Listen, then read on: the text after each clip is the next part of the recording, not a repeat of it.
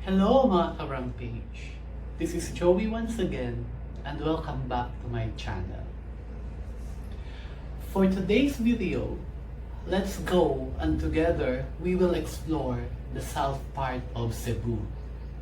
Pero bago tayo tumuloy, shout out muna kay Regan Ona.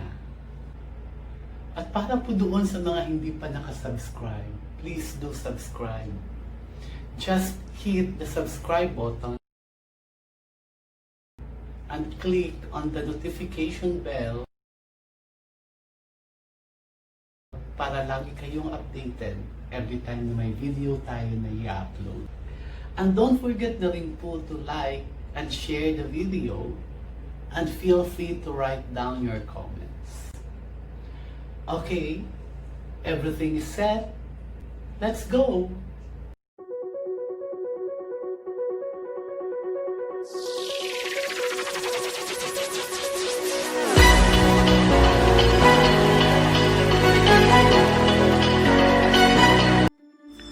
A domain of many historical sites with its diverse natural landscapes, South Cebu is a must-visit place, and that's where we are heading to.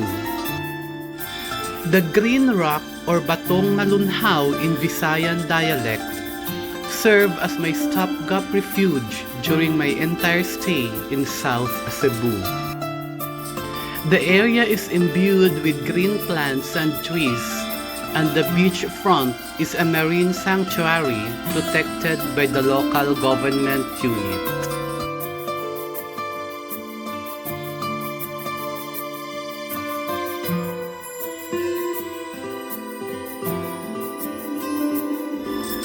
The first activity of the day, according to the tour guide, is the Moal-Boal Sardine Run adventure.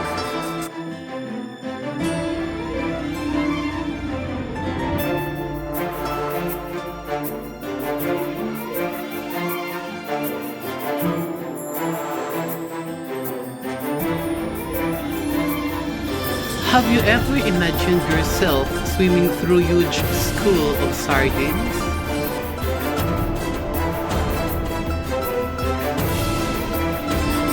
The Moal-Boal Sardine Run is once in a lifetime experience.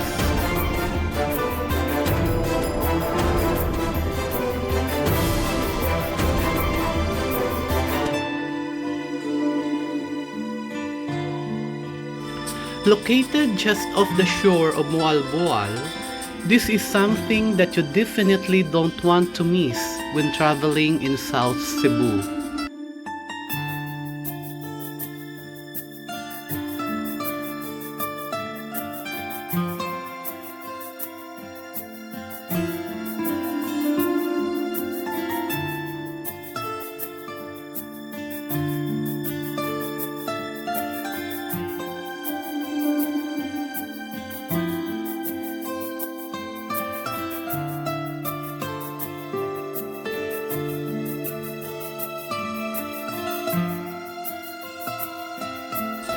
The sardines usually gather around Panagsama Beach, just in front of Savedra Dive Center, making it easily accessible for tourists.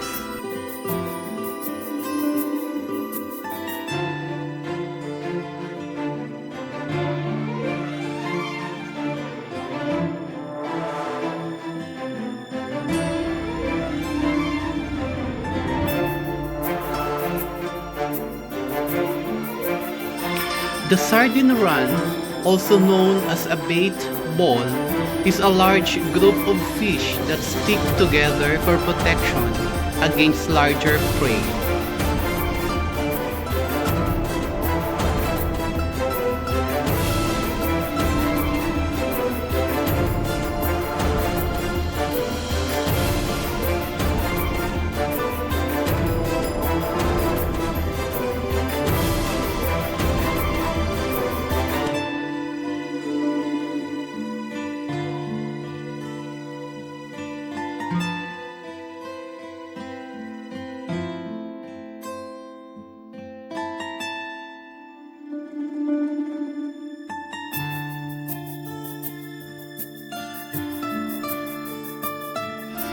There are more than 1,000,000 sardines in each school, and you can swim through the schools as they surround you and block out the light with their sheer numbers.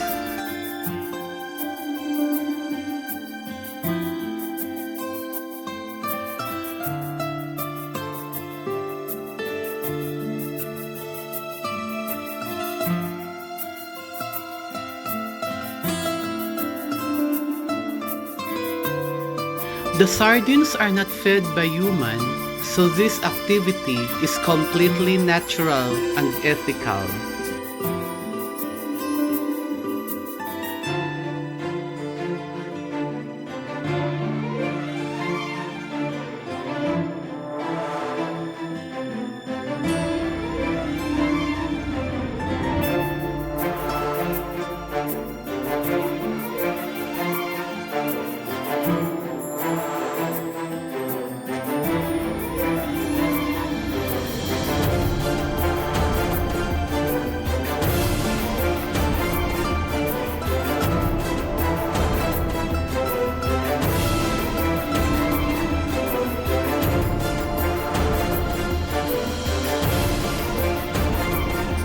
The best time to see the Moalboal Sardine Run is from November to May.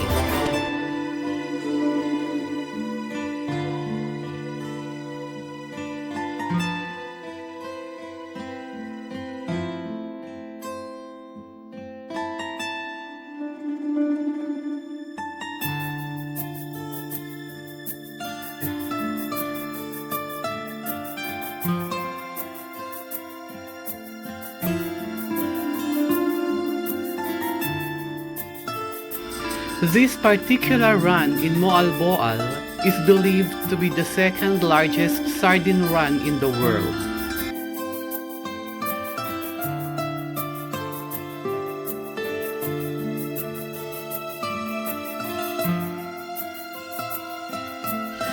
We are now proceeding to Pescador Island.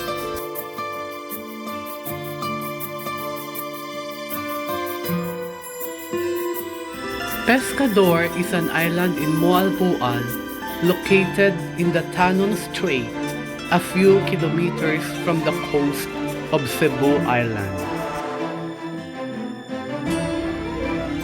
The island derived its name from the Philippine Spanish colonial heritage and the abundance of fish living on surrounding coral reef and the many fishermen that fish them. Pescador means fisherman. The underwater composition of the island is a sandy slope covered with soft coral from 5 to 10 meters, followed by a wall covered with hard corals dropping down to about 40 meters. The waters are extremely deep and rich in biodiversity. It is an impressive place to go for snorkeling, as you can see different kinds of fishes, beautiful coral reefs, and if one is lucky enough, you can have a glimpse of sea turtles and dolphins as well.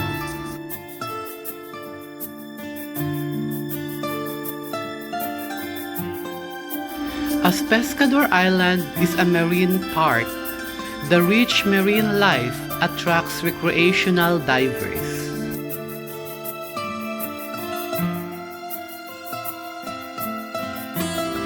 We are on the way now to Sumilon Island, famous for its unique sandbars.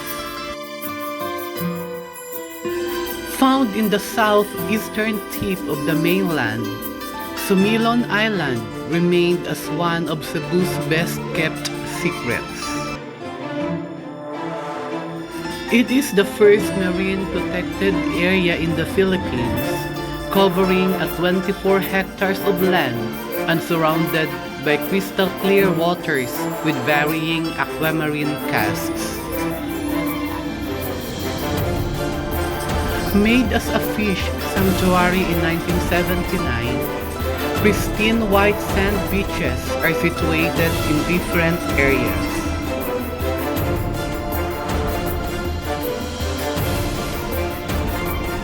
Swarming with high mangroves is a natural lagoon.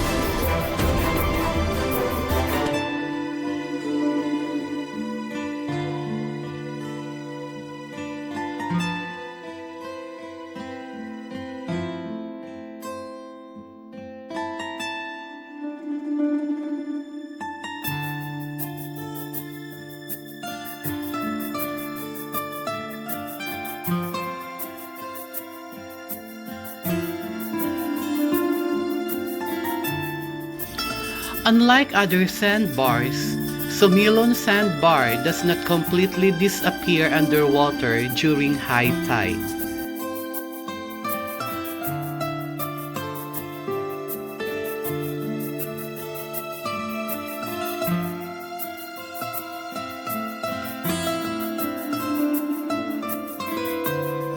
There are natural caves as well where fishermen seek refuge.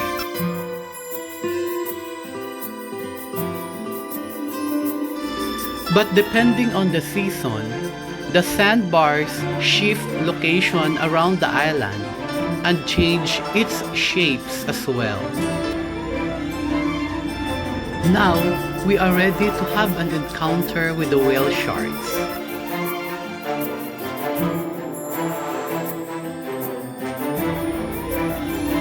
Undoubtedly, whale shark watching is the most popular tourist attraction in Cebu.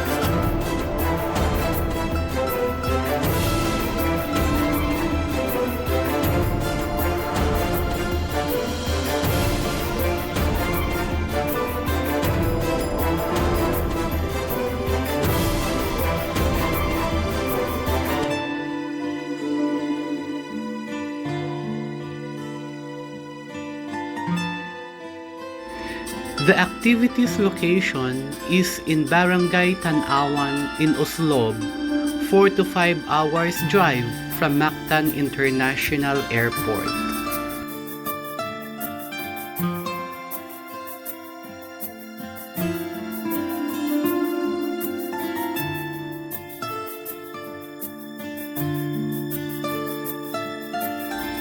Prior to watching, whale shark watchers has to undergo an orientation at the briefing center and must adhere to the rules.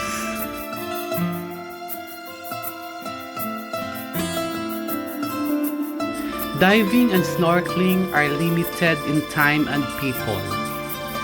They goes batch by batch and is good for 30 minutes only.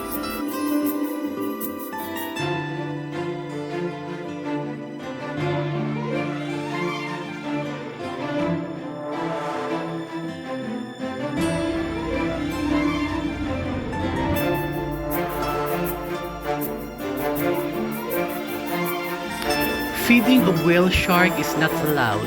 It's only done by the authorized personnel.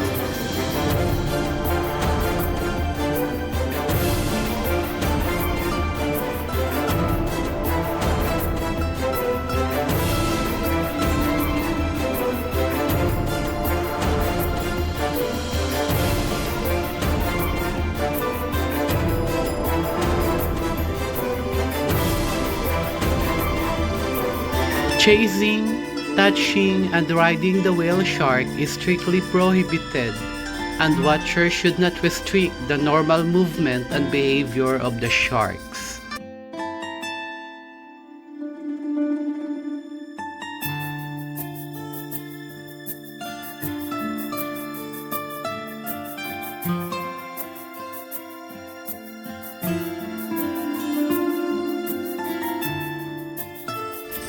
Flash photography and sunscreens is a no-no, and you should not create a splash when entering the water.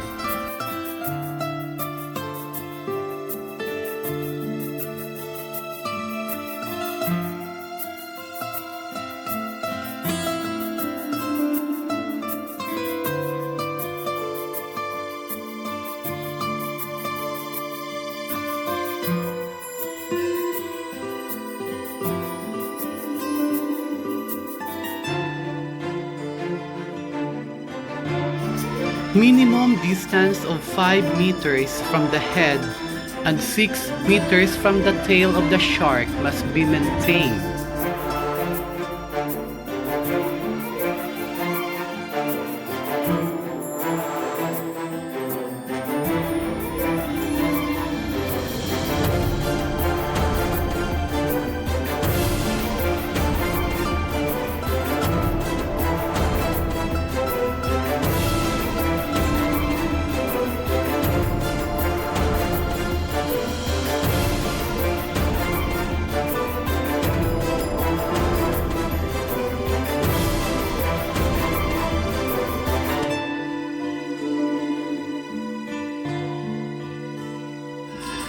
The boats used in the activity and at the feeding area are paddled using a wooden oar, thus leaving no harmful chemicals unlike the boat propellers.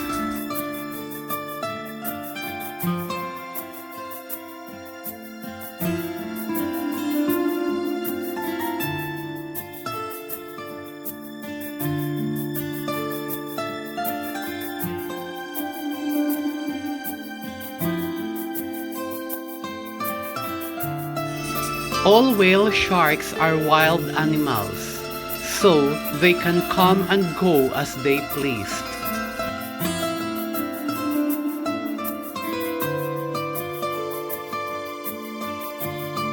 Just like all other tours, a side trip is usually inescapable. We will have a short stop at the Cuartel and Baluarte. Located at the front right of Oslob Church, stands an unfinished building made by coral blocks resembling a Spanish-era barracks. The building started in the year 1860 but remained unfinished until the end of Spanish occupation in 1898. The Cuartel is now considered as one of the heritage sites in Cebu. A Spanish term for watchtower, Baluarte in Oslob was built in 1788 to provide a safe place where guards could observe the surrounding area was the main purpose of the edifice. It was a part of the defense system in dispelling the Moro raiders of the past. Habal-habal ride again, and now we are going to Tumalog waterfalls. This amazing waterfall is situated in Barangay Luca, Oslob, Cebu, just close to the famous whale shark attraction. Travelers who have been here have various descriptions of these waterfalls. Since it creates silky, very light and gauze-like fabric descending down, transforming into a basin of water, they describe it as a gossamer. Others compared it to a white horse hair due to how the water flows, creating like a horse tail or neck hair. Another description is a white transparent curtain covering the whole wall of rock within the forest. Although there is a main waterfall, they remain in contact with the rock wall, which are shaped in such a way that they create umbrella effect of the falling waters. That's why some observers describe it as a series of umbrellas hanging by the rock wall. At the bottom of the waterfalls, you can dip in a waistline and knee-deep areas of the basin. During hot season, there is less water flowing, and the pool below tends to have less water. That's why it's better to come not during summertime. But nonetheless, the amazing view will never be out of season. More or less 114 kilometers away from Cebu City, in Barangay Matutinao, Badian, Cebu, lies the majestic waterfalls that truly attracts the attention of the travelers.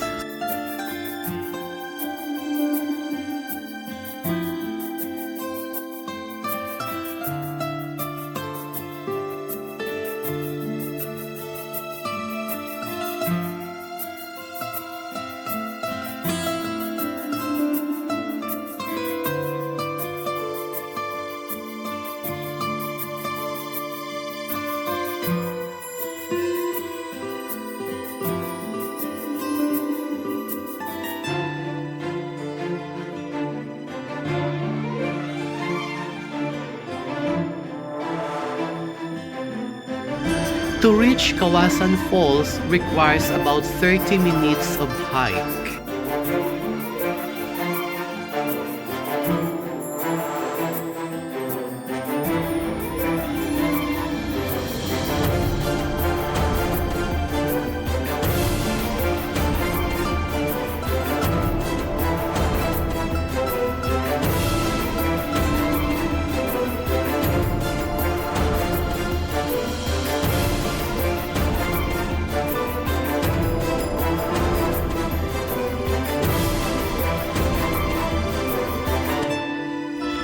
Kawasn has a combination of 3 waterfalls, which all of them are magnificent, and the first of them is the most crowded with tourists.